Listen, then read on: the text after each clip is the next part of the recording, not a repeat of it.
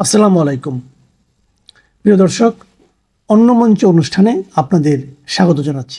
এই মুহূর্তে আপনাদের সামনে কথা বলতে চাই পর্দার আড়ালের খেলা এবং আওয়ামী লীগের সুযোগ। বাংলাদেশ নিয়ে আওয়ামী লীগ সরকার পতনের পর রীতিমতো একটা ফুটবল খেলা চলছে। ১.৫ বছরের ইউনূস শাসন পরবর্তী সময়ে একটি নির্বাচন, বিএনপির ক্ষমতায় আসা। এই মুহূর্তে দেশে যে সংকট, এই সংকট থেকে উত্তরণের উপায় বিএনপির কাছে থাকতে পারে আওয়ামী লীগকে সাথে নিয়ে, এছাড়া কোনো উপায় নেই। কারণ পর্দার আড়ালে এমন খেলা খেলছে, বিশেষ করে জামায়াতে ইসলামী পুরোপুরি একটি বাংলাদেশ বিরুদ্ধ দল, বাংলাদেশ বিরোধী দল, বাংলাদেশের স্বাধীনতা মুক্তিযুদ্ধের বিরোধী দল।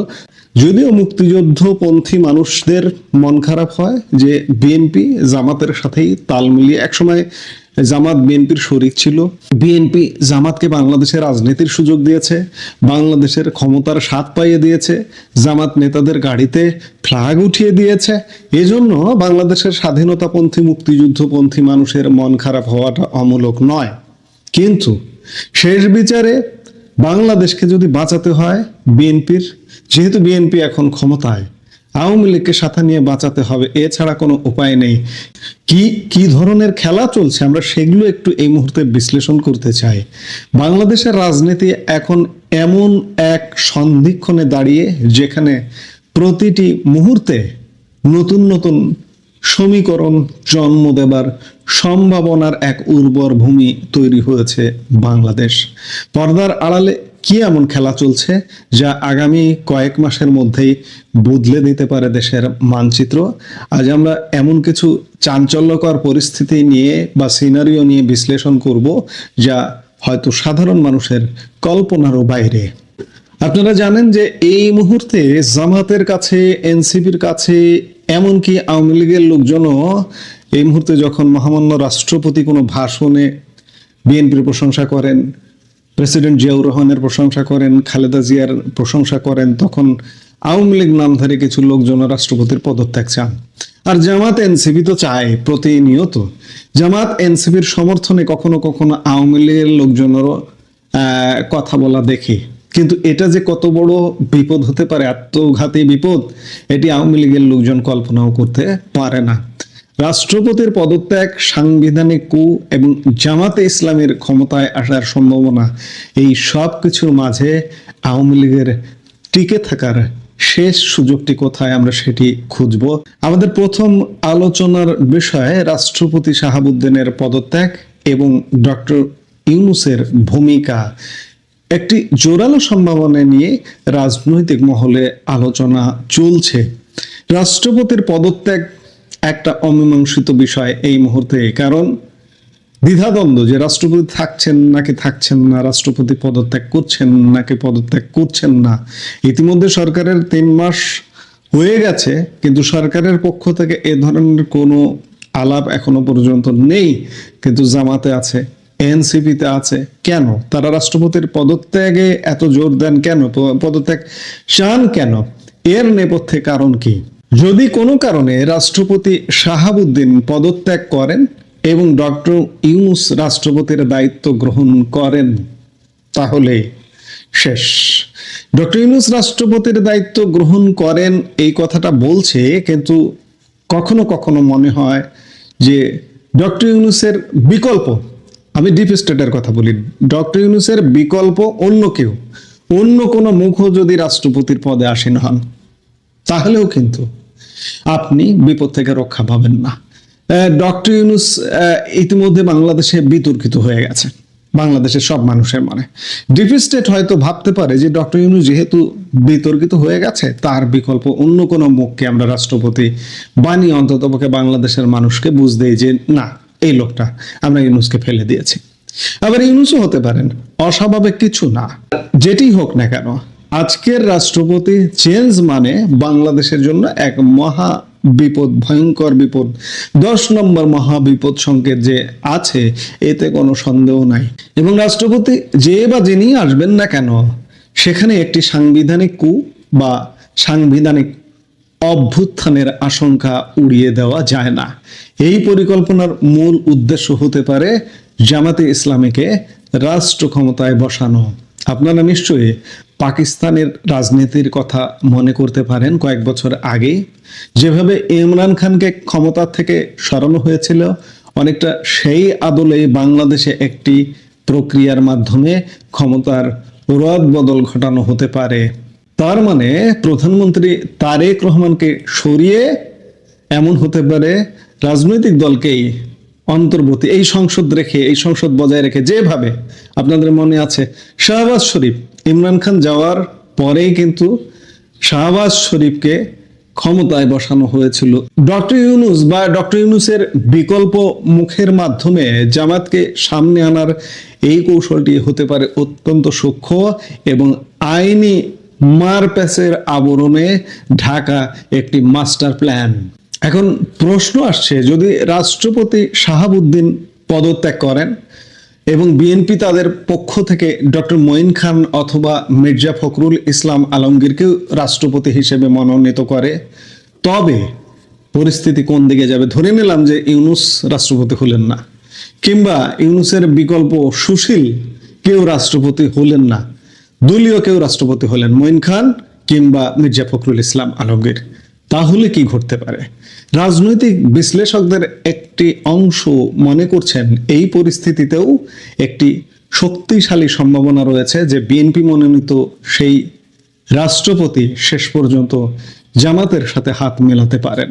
এখানেও লক্ষ্য সেই একই, একটি সাংবিধানিক অভ্যুত্থান ঘটানো কিংবা সংবিধান রদ করার ঘটনাও ঘটতে পারে। বিএনপির শীর্ষ নেতৃত্বের সাথে জামাতের দীর্ঘদিনের সম্পর্ক এবং বর্তমান রাজনৈতিক মেরুকরণে টিকে থাকার তাগিদে তারা একে অপরের পরিপূরক হয়ে উঠতে পারে। ফলে রাষ্ট্রপতির চেয়ার ব্যবহার করে জামাতপন্থী একটি শাসন ব্যবস্থা কায়েম হওয়ার পথ প্রশস্ত হতে পারে, যা প্রকারান্তরে দেশের বর্তমান গণতান্ত্রিক কাঠামোকে হুমকির মুখে ফেলবে। আমি এর আগে অনেক ভিডিওতে বলেছি, আবারও বলছি, জামাতের যে লক্ষ্য, জামাতের সেই চূড়ান্ত লক্ষ্য কিন্তু পূরণ হয়নি। আওয়ামী লীগের পতন ঘটিয়ে তাদের সরকার, ডক্টর ইউনূসের মাধ্যমে তাদেরই সরকার ছিল এবং নির্বাচনের মাধ্যমেও তাদের একটা সরকার করার প্ল্যান পরিকল্পনা যেটি হোক দেশি বিদেশি শক্তির ছিল, কিন্তু যে কোনোভাবে আঞ্চলিক রাজনীতি, ভূ রাজনীতির কারণে সেটি ভেস্তে গেছে। কিন্তু জামাত কি তাদের লক্ষ্য থেকে বিচ্যুত হয়েছে? কোনোভাবেই বিচ্যুত হয়নি। তারা যে কোনোভাবে একটা সিচুয়েশন ক্রিয়েট করতে চায় এবং সেটি এখন পর্যন্ত জারি আছে। শেষ খেলাটা হতে পারে রাষ্ট্রপতিকে দিয়ে বা অন্য কোনো বিশৃঙ্খল পরিস্থিতি সৃষ্টি করে একটি বিপ্লবী সরকার গঠনের মাধ্যমে। আমাদের আলোচনার সবচেয়ে স্পর্শকাতর এবং বিস্ফোরক অংশটি হলো সেনাবাহিনীর ভূমিকা। বর্তমান প্রেক্ষাপটে একটি জামাত অনুপ্রাণিত কু বা সামরিক অভ্যুত্থানের আশঙ্কাও উড়িয়ে দেওয়া যাচ্ছে না। কেন এই আশঙ্কা? কারণ দাবি করা হচ্ছে যে বর্তমান সেনাবাহিনীর 90%-এরও বেশি কর্মরত এবং অবসরপ্রাপ্ত কর্মকর্তা জামাতে ইসলামীকে সমর্থন করছেন। তবে সেনাবাহিনীতে মুক্তিযুদ্ধপন্থী, বাংলাদেশপন্থী একটা বিশাল অংশ আছে, কিন্তু সত্যিকার অর্থে জামাতপন্থী যে পার্সেন্টেজে থাকুক না কেন, তাদের কাছে এক প্রকার এই মুহূর্তে মুক্তিযুদ্ধপন্থী, বাংলাদেশপন্থী কর্মকর্তারা কোণঠাসা হয়ে আছেন। যার কারণে এই জামাতি প্ররোচনায় বা জামাতি অনুপ্রেরণায় একটা সেনা অভ্যুত্থান যে কোনো সময় হয়ে গেলে সেটাও অবাক হবার কিছু থাকবে না। এই যে আমরা যে পরিসংখ্যানের কথা বলছি, 90% সেনাবাহিনীর কর্মরত অবসরপ্রাপ্ত জামাতি, যদি এই পরিসংখ্যান সঠিক হয়, তবে রাষ্ট্রপতির পদত্যাগ বা রাজনৈতিক অস্থিরতার সুযোগ নিয়ে সেনাবাহিনী সরাসরি বা পরোক্ষভাবে জামাতকে ক্ষমতায় বসাতে ভূমিকা রাখতে পারে। এটি হবে বাংলাদেশের ইতিহাসে সবচেয়ে বড় রাজনৈতিক পট পরিবর্তন, যেখানে ব্যালট নয় বরং বুলেটের শক্তির প্রচ্ছন্ন ইশারা থাকবে। আমরা এতক্ষণ যে পরিস্থিতির আলাপ করলাম তার সব ক্ষেত্রে একটি বিষয় কমন: জামাতের ক্ষমতায় আসার জন্য রাষ্ট্রপতির সমর্থন বা স্বাক্ষর প্রয়োজন। আর ঠিক এই জায়গাতেই লুকিয়ে আছে আওয়ামী লীগের রাজনৈতিকভাবে ঘুরে দাঁড়ানোর এক অভাবনীয় সুযোগ। আওয়ামী লীগের জন্য সুযোগটি হলো বিএনপির সাথে একটি কৌশলগত সমঝোতা করা। আওয়ামী লীগ হাইকমান্ড বিএনপিকে এই বিষয়টি বোঝাতে সক্ষম হতে পারে যে যদি রাষ্ট্রপতি শাহাবুদ্দিন আওয়ামী লীগের নির্দেশে পদত্যাগ করেন তবে তার পরবর্তী পরিস্থিতিতে বিএনপিও ক্ষমতা হারানোর ঝুঁকিতে পড়বে। অর্থাৎ রাষ্ট্রপতি শাহাবুদ্দিনের বিদায় মানেই জামাতের উত্থান, যা বিএনপির অস্তিত্বের জন্য এক সংকট তৈরি করতে পারে। তাই বিএনপির জন্য যে কৌশলটি হতে পারে, বা বিএনপি এখনো পর্যন্ত রাষ্ট্রপতি পরিবর্তনের কোনো আলাপ শুরু করেনি, আলাপ করছে না, কিন্তু এই কৌশলটাতে স্থির থাকা যে এই কৌশলটি এমনই হতে পারে যে রাষ্ট্রপতি শাহাবুদ্দিনকে স্বপদে বহাল রাখার জন্য বিএনপিকে অনুরোধ করা যেতে পারে আওয়ামী লীগের পক্ষ থেকে। আমি বলছি যে আওয়ামী লীগ বিএনপিকে অনুরোধ করবে, আওয়ামী লীগই করবে এমনটা নয়, কিন্তু এটা কূটনৈতিকভাবে হতে পারে। যেমন ভারতের সাথে বিএনপির এই মুহূর্তে যোগাযোগ আছে, যদিও তার জোড়া লাগতে লাগতেও তার কখনো কখনো কেটে যাচ্ছে, আমরা সেই বিষয়গুলো নিয়েও কথা বলবো, কিন্তু কিছু না হলেও ভারতের সাথে বিএনপির কিন্তু যোগাযোগ আছে। নিজেরা বলতে পারুক বা কূটনৈতিকভাবে বলুক বা যে কোনো মাধ্যম দিয়ে বলুক যে রাষ্ট্রপতিকে স্বপদে বহাল রাখাটা হচ্ছে বিএনপির কল্যাণ বয়ে আনবে, অকল্যাণ নয়। এর বিনিময়ে আওয়ামী লীগের উপর থেকে যাবতীয় নিষেধাজ্ঞা তুলে নেওয়ার শর্ত দেওয়া যেতে পারে। শর্ত ইতিমধ্যে আছে, বিদেশি শর্ত আছে। আমার প্রতিবেশী দেশের শর্ত যদি বলি যে নির্বাচন করা, তারেক রহমানের দেশে ফেরা এবং আওয়ামী লীগের নিষেধাজ্ঞা তুলে নেওয়া, শুধুমাত্র উগ্রবাদী শক্তির কারণে বিএনপি এখনো পারছে না। অথবা এমন আলাপও আছে যে বিএনপি ভারতের সাথে যে শর্তে ক্ষমতায় এসছে সেই জায়গায় বিট্রে করছে। আমরা সেগুলো নিয়ে বিস্তারিত আলাপ করব, কিন্তু বিট্রে করলে তো দেশ শেষ, দেশ জাহান্নামে গেল, বিএনপিও জাহান্নামে যাবে, দেশও জাহান্নামে যাবে। কিন্তু এখন উচিত বিএনপির একটু ঠান্ডা মাথায় চিন্তা করা। বিএনপির যেমন ঠান্ডা মাথায় চিন্তা করা উচিত, ঠিক তেমনি আওয়ামী লীগের পক্ষ থেকে বিএনপিকে বোঝানো যে জামাতের কু ঠেকাতে হলে রাষ্ট্রপতির পদে শাহাবুদ্দিনের থাকা জরুরি, আর তার বিনিময়ে আওয়ামী লীগকে রাজনীতিতে স্বাভাবিক হওয়ার সুযোগ দিতে হবে।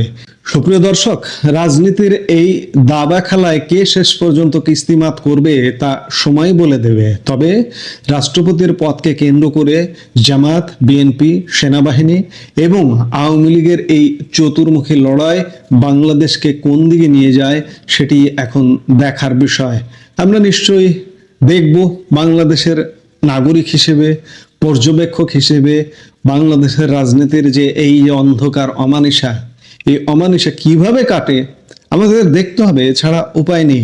এই অমানিসা একমাত্র বাংলাদেশের রাজনৈতিক দলগুলোই কাটাতে পারে, দুটি দল বিশেষ করে, বিএনপি এবং আওয়ামী লীগ। এছাড়া বিএনপি কিন্তু মহা বিপদে আছে। ইতিমধ্যে বিএনপির তলা ফাঁকা করে দেওয়া হয়েছে। এই যে লক্ষ্যগুলা বাস্তবায়ন করার জন্য বিএনপির তলা ফাঁকা করে দেওয়া হয়েছে, যার কারণে বিএনপি কিন্তু যে কোনো মুহূর্তে ধসে পড়তে পারে। ভিত্তি যদি দুর্বল হয়ে যায় তাহলে ধসে পড়া কিন্তু কেউ ঠেকাতে পারে না। বিএনপি সরকারের কথা যদি বলি, এই মুহূর্তে সরকারের ভিত্তি কিন্তু মারাত্মক দুর্বল, কারণ বিএনপির রাজনীতিবিদদের কিন্তু ইতিমধ্যে সাইডলাইনে পাঠানো হয়েছে। আমি আগেও অনেক ভিডিওতে বলেছি, আবারও বলছি, বিএনপি আমলা নির্ভর, সেনাবাহিনী নির্ভর, প্রশাসন নির্ভর সরকার হিসেবে এই মুহূর্তে দায়িত্ব পালন করছে। এগুলো থেকে বাঁচতে হলে রাষ্ট্রপতিকে কন্টিনিউ করতে দেওয়া, আওয়ামী লীগকে ফেরানো এবং যারা এই ষড়যন্ত্রগুলো করছে তাদেরকে দমন করাই বিএনপির এই মুহূর্তে বাঁচার একমাত্র উপায়। এখন দেখার বিষয়, বিএনপি এসব করে নাকি বাংলাদেশ ধ্বংস হয়ে যাবে, বিএনপি ধ্বংস হয়ে যাবে, আওয়ামী লীগ ধ্বংস হয়ে যাবে, নাকি সবকিছু ধ্বংস হয়ে যাবে। আমরা একটা ধ্বংসস্তূপের ওপরে দাঁড়িয়ে থাকবো কিনা সেটি দেখতে হলে আমাদের নিশ্চয়ই অপেক্ষা করতে হবে। এই মুহূর্তের ভিডিও থেকে বিদায় নিচ্ছি। হঠাৎ করে ভারত কেন বাংলাদেশকে এড়িয়ে চলছে? যে দেশ একসময় যৌথ সামরিক মহড়া করত, এখন সেখানে বাংলাদেশ নেই। সীমান্তে বাড়ছে টেনশন, ভেতরে ভেতরে বদলে যাচ্ছে কূটনৈতিক সমীকরণ। এটা কি শুধুই রাজনৈতিক দূরত্ব, নাকি আমেরিকা চীন মিলিয়ে এর পেছনে আছে আরও বড় কোনো কারণ? আজ আমরা দেখব ভারত কি সত্যি বাংলাদেশকে পাকিস্তানের মতো থার্ড ফ্রন্ট হিসাবে বিবেচনা করছে, নাকি এর পেছনে আরও বড় কোনো আন্তর্জাতিক সমীকরণ লুকিয়ে আছে? রাজনৈতিক মহলে এমন একটা আলোচনা রয়েছে যে অন্তর্বর্তীকালীন সরকার নির্বাচনের মাত্র 3 দিন আগে আমেরিকার সাথে যে কথিত বাণিজ্য চুক্তি স্বাক্ষর করেছিল, যেখানে আসলে বাণিজ্যের থেকে দাসত্বই বেশি, বর্তমান সরকার সেই চুক্তিটি বজায় রাখছে এবং আরও এগিয়ে নিয়ে যাচ্ছে। বিষয়টি ভারত মোটেও ভালোভাবে দেখছে না বলেই ধারণা করা হচ্ছে। এদিকে বঙ্গোপসাগরে আমেরিকা ঘাঁটি করতে উঠে পড়ে লেগেছে, আর ভারত কখনোই চাইবে না বাংলাদেশে আমেরিকা শক্ত অবস্থান তৈরি করুক, কারণ বঙ্গোপসাগরে আমেরিকার উপস্থিতি ভারতের চিকেন স্নেক বা শিলিগুড়ি করিডোরের জন্য কৌশলগত চ্যালেঞ্জ হতে পারে। যদি সেন্ট মার্টিন বা অন্য কোথাও কোনো নজরদারি অবকাঠামো গড়ে ওঠে, তবে ভারতের উত্তর পূর্বাঞ্চল সরাসরি চাপে পড়তে পারে। এক্ষেত্রে ভারত পাশে পাবে রাশিয়া, এমনকি চীনকেও, কারণ সবার কমন থ্রেট হলো আমেরিকা। ইতোমধ্যেই ভারত ও রাশিয়া এক ঐতিহাসিক সামরিক চুক্তি করে ফেলেছে। রাশিয়া সর্বোচ্চ 5টি জাহাজ যে কোনো সময় বিনা অনুমতিতে ভারতের সমুদ্র সীমায় প্রবেশ করতে পারবে। রাশিয়া সৈন্যরাও ভারতের মাটিতে নামতে পারবে। ঠিক একই রকম সুবিধা ভারতের বেলাতেও। সামনের দিনগুলোতে বঙ্গোপসাগরকে কেন্দ্র করে সুপার পাওয়ারগুলো যে সাইক্লোন তুলবে, তাতে বাংলাদেশের জন্য সত্যি বড় রকমের চ্যালেঞ্জ অপেক্ষা করছে। সত্যি বলতে বাংলাদেশ একাধিক শক্তির সাথে সম্পর্ক বজায় রাখতে গিয়ে একটা জটিল পরিস্থিতিতে পড়েছে। দেখুন, ইউনুসের করা যুক্তরাষ্ট্রের সাথে অসম চুক্তি বর্তমান সরকার চালিয়ে নিচ্ছে। আবার যখন মার্কিন বাণিজ্য প্রতিনিধি দল ঢাকা সফরে, তখন বাংলাদেশের পররাষ্ট্রমন্ত্রী খলিলুর রহমান একই সময়ে মার্কিন যুক্তরাষ্ট্রের প্রধান শত্রু দেশ চীন সফরে। শোনা যাচ্ছে ভারত তাদের দেশে তারেক রহমানের সফরের ব্যাপারে ইতিবাচক সাড়া না দেয়ায় তারেক রহমানের চীন সফরে যাবার বিষয়ে আলোচনা করবেন খলিলুর রহমান, এবং তিস্তা প্রকল্প নিয়েও কথা হতে পারে। তারেক রহমান যদি চীন সফরে যান আর তিস্তা প্রকল্প যদি চীনকে দেয়া হয়, সেক্ষেত্রে আবার ভারত এবং আমেরিকা দুটি দেশই অসন্তুষ্ট হবে। সব মিলিয়ে কৌশলগত ভারসাম্য রক্ষা করা কঠিন হয়ে উঠেছে।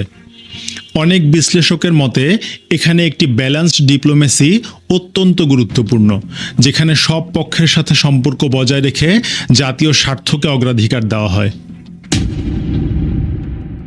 ভারত সম্প্রতি দক্ষিণ এশিয়ায় তাদের প্রভাব বিস্তারে যে সামরিক মহড়াগুলো করছে, সেখানে নেপাল, শ্রীলঙ্কা বা মালদ্বীপকে গুরুত্ব দিলেও বাংলাদেশের অনুপস্থিতি চোখে পড়ার মতো। আগে সম্প্রীতির মতো মহড়ায় বাংলাদেশ এবং ভারত দুটি দেশের সেনারা একসাথে প্রশিক্ষণ নিত, কিন্তু এখন ভারত কৌশলগতভাবেই ঢাকাকে এড়িয়ে চলছে। 1971 সালে ভারতীয় সেনাবাহিনী এবং বাংলাদেশের মুক্তিযোদ্ধারা যেভাবে এক হয়ে লড়াই করেছিল, বর্তমানে এই দূরত্ব ঠিক তার বিপরীত। তখন আমাদের গোয়েন্দা তথ্য ছিল অভিন্ন। আজ ভারত আমাদের থেকে দূরে সরে যাচ্ছে।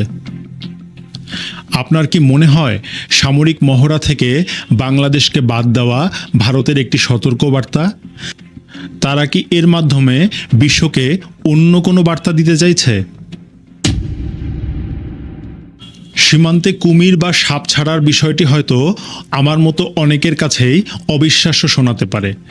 রাজনৈতিক মহলে এমন কিছু আলোচনা ছড়ালেও বাস্তবিক দিক থেকে এটি কতটা সম্ভব, সেটা নিয়ে প্রশ্ন থেকেই যায়।